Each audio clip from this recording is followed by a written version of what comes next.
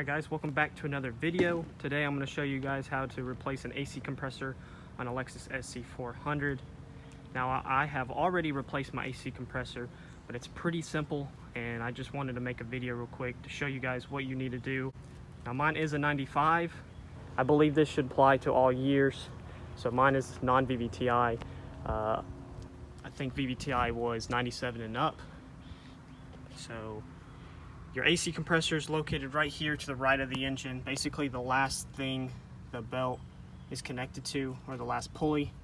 And basically there's 3 bolts holding this thing on, and the wiring harness you gotta disconnect, or the wiring connector, which is located right there. Mine is right there. Yours could be somewhere else. Since I've already replaced this, that was the last thing I connected, and I just happened to have it be right there.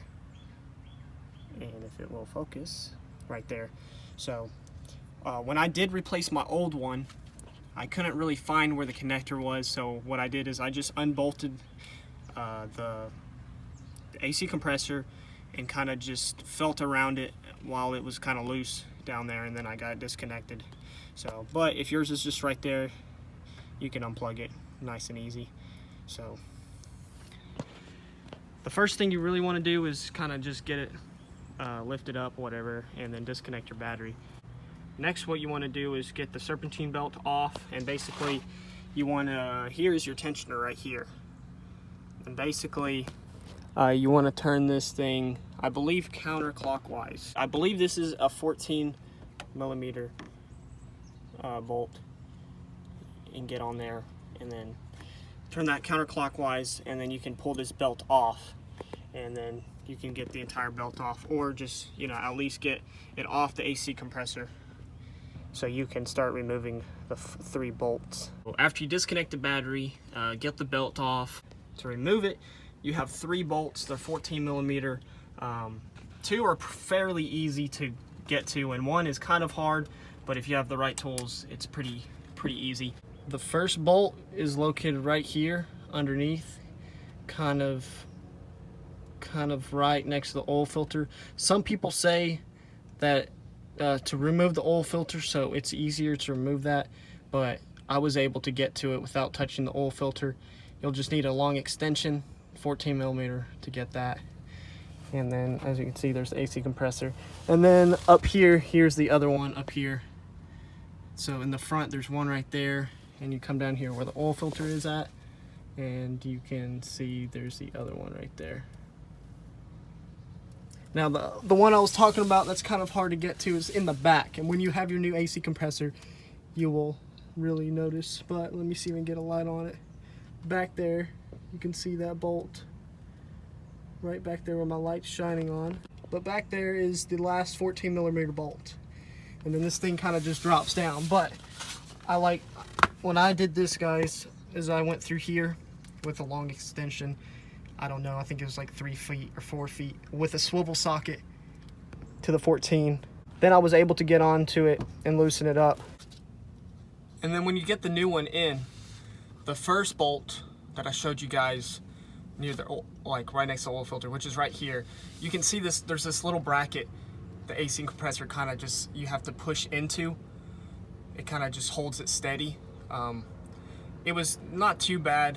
I don't know how it's going to be on your car if you're doing this to one of yours, but as you can see, there's like that little bracket. So once you have all the bolts loosened up, this thing is not going to drop or fall on you, or just move.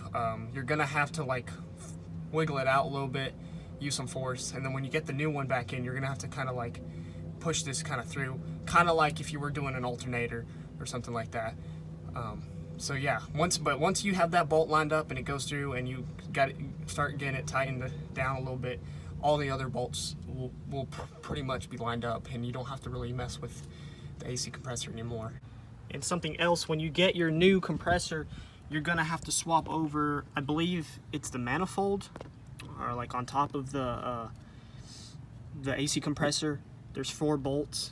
I'm gonna show you on my old one, and it has the connectors, or the holes for the low and high side, so your lines can connect to. It doesn't come with the new one, at least it didn't come with the one I bought I bought it from Rock Auto, AC Delco one. And so yeah, you had to swap that over, which literally 4 bolts, and you swap it over and then get your lines on. It does, and then you also want to replace your O-rings. When you buy an AC compressor, you should be getting 2 new O-rings for the lines, the connectors, and when you have to swap the manifold over, the one that I bought came with a gasket for the manifold, and it gave me an extra one too. But I'm going to show you on my old compressor what I'm really talking about. All right, guys, this is what I'm talking about. So this was on the new one, just this flat plate, and there's 4 bolts. You just unbolt it and from your old one, and then you just swap it to your new one so you can connect your high and low lines. And then once you have that all tightened, you basically, now if you are working at a shop or whatever, you're gonna have to recharge your system, get refrigerant back in the system. And before you even replace this, you should take it somewhere and make sure.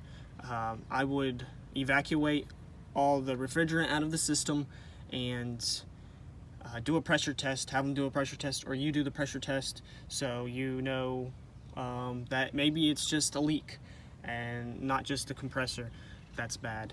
Maybe it's just a leak, because you would hate to replace the compressor and then get the system charged up and it's just all your refrigerant just leaks out, and it was a leak in one of your lines and your AC compressor was actually good. But yeah, I would take it to a professional or a shop that can take the refrigerant out. Not really good for the environment. And if you go to remove these AC lines with pressure in the system, I've done this on accident before because, you know, I wasn't really thinking. They will explode off and it's not really good for you, and it can be pretty dangerous. So I would just make sure you take it somewhere so you can get it recharged, and if it was your AC compressor, then it should work good just like mine. Also, when I was removing the AC compressor out, once you have everything all loosened up, I actually removed it from the top. Now, I don't think, at least from what I was looking at from underneath, there was no real way of getting the AC compressor out from the bottom. Maybe some of y'all have done that, but I just had enough room here. I just, you know, once I had my battery disconnected, or you can really take your battery out, I would say it would probably be easier because I left my battery in when it was disconnected. If you removed your battery completely, you kind of gain some room. At least mine, I don't know if mine's the right size battery, but this area right here is where I pulled it. It kind of was pushing up on this engine fan reservoir, but really not too much. This actually pops up. You can actually remove this up, and you could probably put it maybe here or move it around. So, but I removed it from the top. You kind of just have to kind of do it forcefully, but it does come out. It's not too bad. And lastly, if you are doing it yourself and you don't know how much refrigerant goes in the system, then you can look up here on the green sticker. If you don't have it, then you should be able to look it up, but I'm going to show you here at least how much goes in here. So here's your sticker for refrigerant, R134A, use only. Now the AC compressor I have in here, I said that it takes R12. It's compatible for like basically both refrigerants, but it shows you the max number, 1.98 pounds and minimum 1.76, and I put the max, I put 198 pounds of refrigerant in the system. So if you don't have the sticker, then at least I can show you what the specs are right there, nice and clear for you guys. So that's basically it, guys. I hope you enjoyed this video. I tried my best to explain everything because I really didn't see a video out there showing this. Plus, AC compressors probably don't go out that often, but I hope this video, guys, helped you, because it's something I did, and when I was out there looking for information, there wasn't really anything, so it's pretty simple to do. I did it by myself, and yeah, so I hope you guys enjoyed this video, and I'll see you next time.